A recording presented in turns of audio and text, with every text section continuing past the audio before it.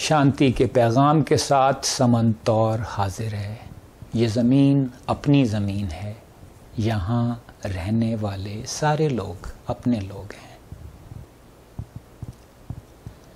میری خوش قسمتی ہے کہ میں نے دنیا کے بہت سے ممالک میں سفر کیا ہے۔ میں آپ کو پورے یقین سے بتا سکتا ہوں کہ دنیا میں بہت سے ممالک بہت غریب ہیں، مگر جتنی غلاظت آپ کو بھارت، پاکستان اور بنگلہ دیش میں نظر آئے گی، دنیا کے دوسرے غریب ممالک میں نظر نہیں آئے گی۔ آپ پڑھے لکھے ہیں، آپ باشعور ہیں، آپ کو بھی اپنے آس پاس پھیلا کوڑا برا لگتا ہوگا، مگر ہر شخص، ہر ذمہ دار شہری بشمول آپ کے کوڑے کا مسئلہ حل کرنے کے لیے کچھ نہ کچھ کر سکتا ہے۔ آپ یقیناً جانتے ہوں گے کہ آپ کے گھر سے باہر جانے والا کوڑا دو طرح کا ہوتا ہے، سوکھا کوڑا اور گیلا کوڑا۔ گیلے کوڑے میں سبزیوں اور پھلوں کے چھلکے، ضائع کیے جانے والا کھانا، انڈوں کے چھلکے وغیرہ شامل ہوتے ہیں۔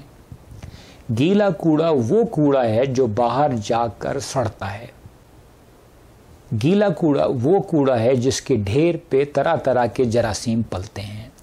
یہی جراثیم بعد میں لوگوں پہ حملہ آور ہوتے ہیں اور طرح طرح کی بیماریوں کے پھیلاؤ کا سبب بنتے ہیں۔ کیا آپ کو برا نہیں لگتا کہ آپ کے ایک عمل سے دوسرے لوگوں کو جسمانی تکلیف پہنچتی ہے اور بعض صورتوں میں لوگ مر بھی جاتے ہیں؟